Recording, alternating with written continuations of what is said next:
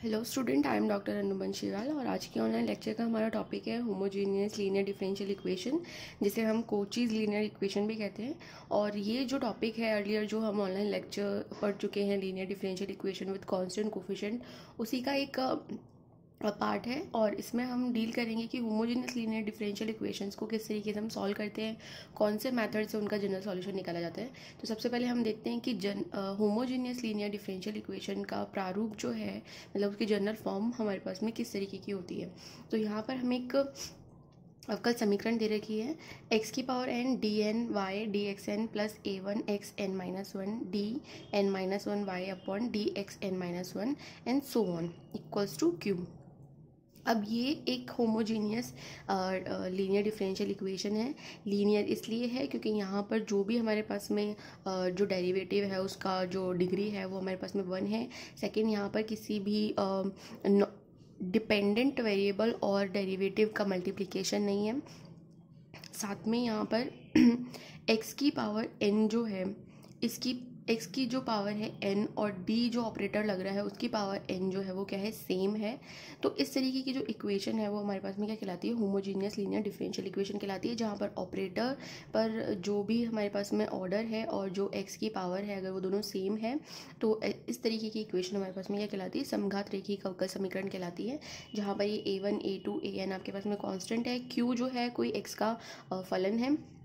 अब second thing हमारे पास में आती है कि होमोजेनियस डिफरेंशियल इक्वेशन को हम सॉल्व कैसे करते हैं, इनका जो जनरल सॉल्यूशन है वो किस तरीके से फाइंड आउट किया जाता है। तो इसके लिए हम क्या करेंगे, linear differential equation with constant coefficient की हेल्प लेंगे और हमारी जो होमोजेनियस डिफरेंशियल इक्वेशन है इसको रिड्यूस करेंगे हम linear differential equation with constant coefficient. Constant coefficient का मतलब कि ये जो हमारे डेरिवेटिव हैं, इन डेरिवेटिव्स के साथ में सिर्फ कांस्टेंट ही कोफिशिएंट आना चाहिए। अगर कोई दूसरी टर्म आ रही है तो हमें उस टर्म को क्या करना है, एलिमिनेट करना है, उसे हटाना है। तो उसके लिए हमने यहाँ पे क्या किया कि होमोजीनियस को linear differential equation with constant coefficient में चेंज करने के लिए हमने x equals to E to the power z एक यहाँ पर सब्सटीट्यूशन लिया है। x equals to E to the power z को हम z equals to log x भी लिख सकते हैं, क्योंकि अगर अभी हम x बराबर e की पावर z मान रहे हैं तो लास्ट में हमें z की वैल्यू भी पुट करनी पड़ेगी, क्योंकि हमारी इक्वेशन जो है वो y और x में है, तो आंसर भी हमें y और x में ही चाहिए। इसलिए हमने यहाँ पे x इक्वल्स टू ई की पावर z अगर कंसिडर किया है तो z बराबर हमारे पास में क्या हो जाएगा, इसी को अगर log ले लें दोनों तरफ तो log x हो जाएगा z इक्वल्स टू।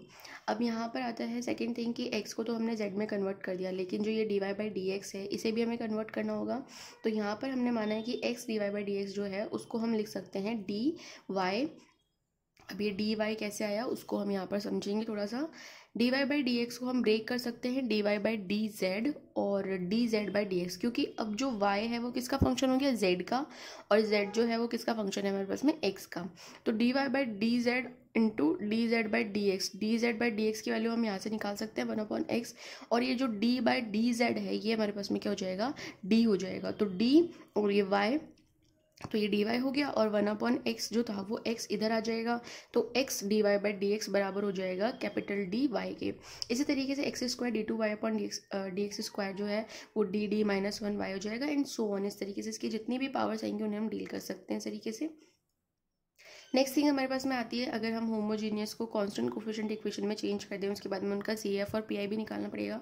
तो किस तरीके से एक होमोजीनियस इक्वेशन का CF और PI हमारी जो normal linear differential equation with constant coefficient होती है उससे कैसे डिफर होता है। तो इसको हम यहाँ देखेंगे कि अगर अब यहाँ पर हमारे पास में x जो है उसकी जगह z आ रहा है तो ऑब्वियसली जो हमारा CF होगा उसके अंदर भी अगर m1 m2 mn हमारे पास में रूट्स हैं ऑक्सिलरी इक्वेशन के, तो CF हमारे पास में C1 e की पावर m1 z बनेगा, C2 e की पावर m2 z बनेगा, Cn e की पावर mn z बनेगा।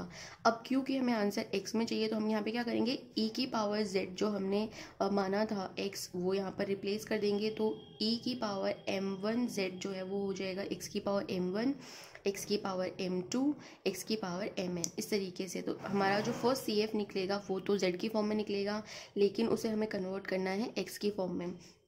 इसी तरीके से अगर हमारे पास में सेम दो रूट्स सेम है तो हमारा सी एफ जो है वो कुछ इस तरीके से कन्वर्ट हो जाएगा। अगर हमारे पास में 3 रूट सेम है तो हमारा जो सी एफ है वो इस तरीके से रिड्यूस हो जाएगा। अगर कॉम्प्लेक्स रूट है तो जहाँ जहाँ आपको एल्फ़ा दिखाई दे रहा था और एल्फ़ा के साथ एक्स आ रहा था अर्लियर, वहाँ पर हमारे पास में जेड हो जाएगा और जेड को लास्ट में हम फिर लॉग एक्स से रिप्लेस कर देंगे। और सिमिलरली इसी तरीके के चेंजेस जो है हमें पी आई के अंदर करने हैं।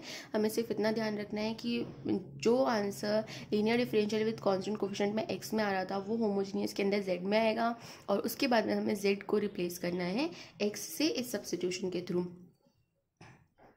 नेक्स्ट हम एक इसका एग्जांपल कंसीडर करेंगे होमोजेनियस इक्वेशन के लिए। तो हमने यहाँ पे एक एग्जांपल लिया x square d two y d x square plus x d Y by D x minus 4y equals to x square. ये हमारे पास में क्या है, एक होमोजेनियस डिफरेंशियल इक्वेशन है, बिकॉज डी के साथ साथ जो एक्स की टर्म आ रही है उन दोनों की पावर जो है वो सेम है। तो ये एक होमोजेनियस इक्वेशन है और इसे हमें कन्वर्ट करना है constant coefficient linear differential equation में। तो उसके लिए हमने यहाँ पे सब्स्टिट्यूशन कंसिडर किया है एक्स इक्वल्स टू ई की पावर जेड और z equals to log x. यहाँ से हम क्या करेंगे, हमारा d Y by D x निकालेंगे। तो d Y by D x को मैंने ब्रेक कर दिया dy बाई डी जेड, क्योंकि अब जो y है वो x का फंक्शन ना होकर किसका फंक्शन हो गया, z का। तो dy by d z dot d z by D x. D z by D x की वैल्यू हम यहाँ से निकाल सकते हैं, तो 1/x आ जाएगा और इस x को दूसरी तरफ लेके जाएंगे तो x divide by D x equals to हमारे पास में आ जाएगा D Y upon D Z. और D Y upon D Z को हम क्या लिख सकते हैं, डिफरेंशियल ऑपरेटर d लिख सकते हैं। तो ये जो टर्म है इसको हम लिख सकते हैं डी वाई। इसी तरीके से हम x square d two y upon d x square की वैल्यू भी निकाल सकते हैं, डी डी माइनस 1y। ये दोनों वैल्यूज़ हमें यहाँ पर पुट करनी है।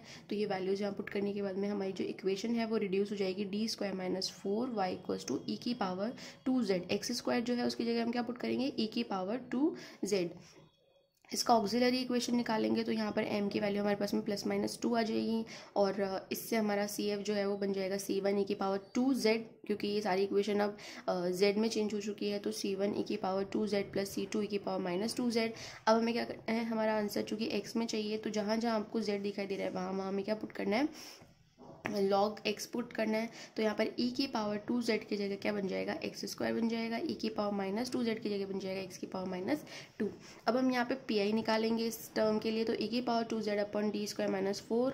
तो पी निकालने के जो प्रोसीजर हमारे कांस्टेंट कोफिशिएंट वाली लीनियर डिफरेंशियल इक्वेशन को सॉल्व करने के लिए थे वही सेम यहाँ पर भी रहेंगे। तो e to the power 2z d square minus 4 को हम किस तरीके से सॉल्व करेंगे कि d को हम 2 पार्ट्स में लिख लेंगे, d plus 2 d minus 2 2 factors की फॉर्म में। और हमें क्या करना है कि e की पावर में जो z का कोफिशिएंट है उसको हमें क्या करना है, d को उस कोफिशिएंट से रिप्लेस करना है, यानी कि d को हमें रिप्लेस करना है 2 से। तो यहाँ पर अगर इस टर्म में हम 2 रखते हैं तो ये 0 बन जाएगा और इस टर्म में रखते हैं तो ये 4 बन जाएगा। तो हम क्या करेंगे, इसको दो अलग अलग पार्ट्स में कर लेंगे। एक बार हम d की जगह 2 पुट करके इसको 4 बना लेंगे और इस वाले पार्ट में d 2 नहीं रखेंगे, इसको हम दूसरे पी के मेथड से सॉल्व करेंगे। तो यहाँ पर d की वैल्यू 2 रखने पर ये 2 प्लस 2 4 हो गया और d माइनस 2 को हम सॉल्व करेंगे अनादर हमारा जो फॉर्मूला था उससे। तो यहाँ उस फॉर्मूले से देखेंगे तो d माइनस 2 की पावर कितनी है, 1। तो z की पावर 1 अपॉन 1 का फैक्टोरियल इंटू e की पावर 2z हमारे पास में हो जाएगा। ये हम अर्लियर लेक्चर्स में पढ़ चुके हैं फॉर्मूला। तो यहाँ पर ओवरऑल हमारे पास में जो पी है वो निकल के जाएगा 1/4 z अपॉन फैक्टोरियल 1 जो है वो 1 हो जाएगा e की पावर 2z। अब हमें क्या करना है, जहाँ जहाँ z दिखाई दे रहा है वहाँ पर log x पुट करना है। तो z की जगह log x पुट कर देंगे और हमारे पास में इक्वेशन हो जाएगी पी हो जाएगा log x x square upon 4। तो पी हमने x की फॉर्म में निकाल लिया, CF हमने x की फॉर्म में निकाल लिया। इन दोनों का सम जो है वो हमारे पास में क्या हो जाएगा, हमारा जनरल सॉल्यूशन हो जाएगा, आंसर हो जाएगा इस होमोजीनियस डिफरेंशियल इक्वेशन के लिए। तो सबसे पहले हमें किसी भी होमोजीनियस डिफरेंशियल इक्वेशन को इस सब्स्टिट्यूशन से linear differential equation with constant coefficient में चेंज करना है। उसके बाद हम जैसे नॉर्मली CF और PI निकाल देते हैं वैसे ही हमें निकालना है, लेकिन डील करते वक्त ये ध्यान रखना है कि यहाँ जो वेरिएबल हमारे पास में चल रहा है वो z हो जाएगा, क्योंकि सब्स्टिट्यूशन से हमने क्या किया, x को z से रिप्लेस कर दिया है। और लास्ट में जब हम आंसर निकालेंगे तो हमें वापस z की जगह x जो है वो पुट करना है, क्योंकि हमारी गिवन जो इक्वेशन है डिफरेंशियल इक्वेशन वो y और x की फॉर्म में दे रखी है और आंसर भी हमें y और x की फॉर्म में ही चाहिए। नेक्स्ट एक और एग्जांपल हम इसका होमोजेनियस इक्वेशन का सॉल्व करेंगे। X square d two y upon d x square plus 4x divide by D x plus 2y equals to E to the power x। ये जो इक्वेशन है हमारे पास में एक होमोजेनियस इक्वेशन है, बिकॉज यहाँ पर d2 और x2 इन दोनों के पावर जो है वो क्या है, सेम है। तो ये हमारे पास में होमोजेनियस डिफरेंशियल इक्वेशन है और इसे हमें कन्वर्ट करना है linear differential equation with constant coefficient. तो हम यहाँ पे सब्स्टिट्यूट करेंगे x equals to E to the power z और z बराबर हो जाएगा log x। तो dy बाई डी एक्स की वैल्यू निकालेंगे तो डी, ये प्रोसेस जो है ये आपको हर एक क्वेश्चन में करना है। ये क्यों करना है वो आगे के क्वेश्चंस में मैं आपको बताऊंगी कि ये प्रोसेस करना ज़रूरी क्यों होता है। हालांकि होमोजेनियस इक्वेशंस को एलडी में चेंज करने के लिए हमें सिंपल सिर्फ x बराबर E to the power z ही पुट करना है, लेकिन आगे आने वाले क्वेश्चंस में आपको ये जो हम कैलकुलेशन करते हैं उसका इंपॉर्टेंस पता लगेगा कि ये क्यों करना ज़रूरी है। तो x equals to E to the power z consider करते ही D Y by D x की वैल्यू निकालेंगे जो कि हमारे पास में डी वाई आ जाएगी, और इसी तरीके से x two d two y upon d x square की वैल्यू निकालेंगे जो हमारे पास में डी डी माइनस 1 वाई आ जाएगी। ये दोनों वैल्यू जो है वो हम इस जो हमारी मेन डिफरेंशियल इक्वेशन है उसके अंदर पुट करेंगे और हम देखेंगे कि जो हमारी इक्वेशन है वो पूरी constant coefficient linear differential equation में कन्वर्ट हो गई है। और यहाँ से हम क्या करेंगे, इसकी ऑक्सिलरी इक्वेशन निकालकर m के रूट्स निकालेंगे, m के रूट्स निकाल के CF निकालेंगे, और CF में हमने देखा कि C1 e to the power minus z plus C2 e to the power minus 2z आ रहा है। अब हमें क्या करना है, z को फिर से रिप्लेस करना है। तो जहाँ जहाँ z है वहाँ log x पुट कर देंगे तो हमारे पास में C1 x to the power minus 1 प्लस C2 x to the power minus 2 आ जाएगा। ये हमारा CF हमें प्राप्त हो गया है। इसके बाद हमें निकालना है PI। तो PI में देखिए अब हमारे पास में ये जो e की पावर x था, एक्चुअल में हमने क्या किया, x की जगह e to the power z रखा, तो ये जो टर्म है वो बन गई e की पावर z। अब इसे हमें सॉल्व करना है e की power z upon D square plus 3d plus 2। अब हम क्या करेंगे, इसको सिंगल पावर फैक्टर्स के अंदर इस d को ब्रेक कर लेंगे। उसके बाद में हम इस तरीके से इसको लिख सकते हैं 1 upon D plus 1 D plus 2 को इस तरीके से भी लिखा जा सकता है 1 upon D plus 1 minus D plus 2 ई की पावर ई जेड। अब हमने अर्लियर जो लेक्चर थे उसके अंदर एक फॉर्मूला पढ़ा था कि अगर आपके पास में कोई फंक्शन ऑफ x है और नीचे आपके पास में एक सिंगल मतलब पावर का फैक्टर आपके पास में आ रहा है अगर, तो उसके लिए हम फॉर्मूला लगाते थे कि जो भी d के साथ हमारे पास में कोफिशिएंट है वो e की पावर में चला जाता है, e की power minus alpha x integration of e की power alpha x dot Q x D x. इसी फॉर्मूले से हम इसको सॉल्व करने की कोशिश करेंगे। तो e की पावर z को अलग अलग इन फैक्टर्स से हम मल्टीप्लाई करेंगे। e की power E Z upon D plus 1 को हम सॉल्व करेंगे तो d के साथ यहाँ अल्फा जो है वो क्या आ रहा है 1 आ रहा है। तो इस फॉर्मूले से ये क्या बन जाएगा, e की पावर माइनस जेड, यहाँ x की जगह हमारे पास में क्या आएगा z आ जाएगा, e की पावर माइनस जेड अगेन अंदर e की power plus Z and Q x हमारे पास में यहाँ पे क्या है e की पावर जेड डी जेड। इसी तरीके से d प्लस 2 के लिए हम निकालेंगे तो e की पावर माइनस 2z e की पावर 2z डॉट e की power E Z D Z. ये जो है ये सिंपल हमारे पास में हमें दिखाई दे रहा है कि डिफरेंशिएशन ऑफ ई की पावर जेड है। अगर हम इसको सॉल्व करेंगे तो e की पावर समथिंग का डिफरेंशिएशन अगेन e की पावर समथिंग कुछ होगा और जो भी पावर में है उसका अगेन दोबारा से डिफरेंशिएशन होगा, तो यही चीज़ हमें वापस प्राप्त हो जाएगी। और यहाँ पर हम e की पावर z को t कंसिडर कर लेंगे तो ये रिड्यूस हो जाएगा e की पावर t इंटू टी में, और इसको कंडीशन से मार्कलेन से सॉल्व करेंगे तो हमारा रिजल्ट ही आ जाएगा। लास्ट में कैलकुलेशन करने के बाद में कुछ टर्म्स जो है वो कैंसिल आउट हो जाएंगी और लास्ट में जो रिमेनिंग टर्म हमारे पास में बचेगी वो सिर्फ ये होगी e की पावर माइनस 2z e की पावर ई जेड, और यहाँ पर z को इससे रिप्लेस कर देंगे log x से, क्योंकि हमें आंसर हमारा x में चाहिए। तो वैल्यूज पुट करने के बाद में x की पावर माइनस 2 e की पावर x हमारे पास में pi की वैल्यू आ जाएगी। pi x की फॉर्म में है, cf x की फॉर्म में है, इन दोनों को ऐड कर देंगे तो हमारे पास में y का जनरल सॉल्यूशन हमें प्राप्त हो जाएगा। अब कुछ हमारे पास में डिफरेंशियल इक्वेशन ऐसे भी होती हैं कि वो होमोजीनियस नहीं है, बट उनमें हम कुछ चेंजेस करके कुछ सब्स्टिट्यूशन कंसिडर करके उन्हें हम होमोजीनियस में कन्वर्ट कर सकते हैं। जैसा कि यहाँ पर जो नेक्स्ट टॉपिक है equation reducible to homogeneous form, यानी कि सबसे पहले जो भी हमें इक्वेशन दे रखी है उसे हम होमोजीनियस फॉर्म में रिड्यूस करेंगे, फिर होमोजीनियस से उसको एलडी में कांस्टेंट कोफिशिएंट वाली इक्वेशन में कन्वर्ट करेंगे, देन उसको हम सॉल्व करेंगे। तो यहाँ देखिए जो ये हमारे पास में इक्वेशन है इसमें हमें दिखाई दे रहा है कि अगर 1 प्लस 2x ये फैक्टर इसको हम कुछ कंसिडर कर लें तो ये इक्वेशन जो है वो हमारी क्या बन सकती है, एक मतलब ये ऑलरेडी होमोजेनियस इक्वेशन तो है ही, क्योंकि यहाँ पर x की जो पावर है वही हमारे पास में d की पावर भी चल रही है, तो ये होमोजेनियस इक्वेशन है। बट यहाँ पर x इक्वल्स टू ई की पावर z सब्स्टिट्यूशन लेने के बजाय अगर हम यहाँ पर अनादर कोई सब्स्टिट्यूशन करें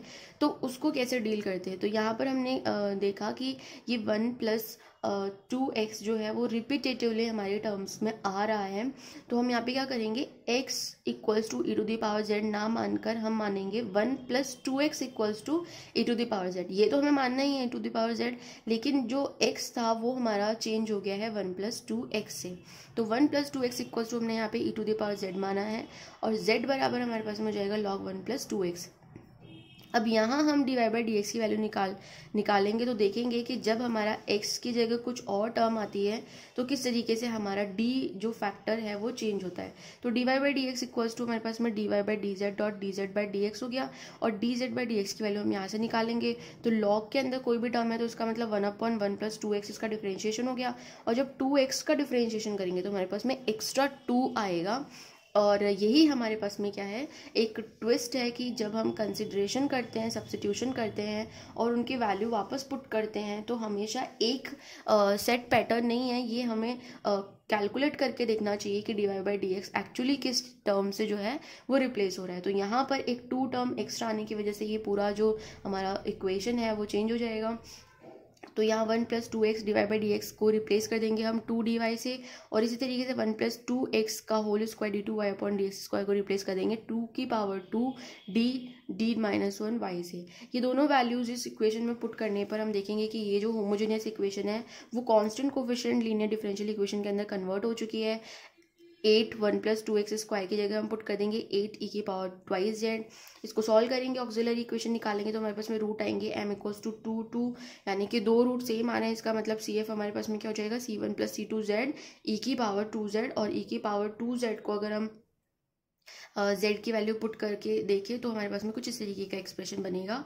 तो ये हमारा CF हो गया इन फॉर्म ऑफ x। अब हम PI निकालेंगे, तो PI के लिए हमने क्या किया कि ये 8 जो है वो तो हमारा इस 4 से कैंसिल हो गया था, तो 2 e की पावर 2z ये हमारा मतलब Q है, तो Q से हम PI निकालेंगे तो e की पावर 2z अपॉन d-2 का होल स्क्वायर, और इसको हम वही अर्लियर जो हमारा फॉर्मूला था उससे हम सॉल्व करेंगे। तो यहाँ पर जो d-2 है उसकी पावर में 2 आ रहा है, तो z जो हमारा वेरिएबल है z की पावर 2 अपॉन 2 का फैक्टोरियल इंटू e की पावर ट्वाइस z हो जाएगा। इसको हम सॉल्व करेंगे, z की वैल्यू पुट करेंगे तो हमारे पास में x की फॉर्म में एक्सप्रेशन इस तरीके का हमें प्राप्त हो जाएगा।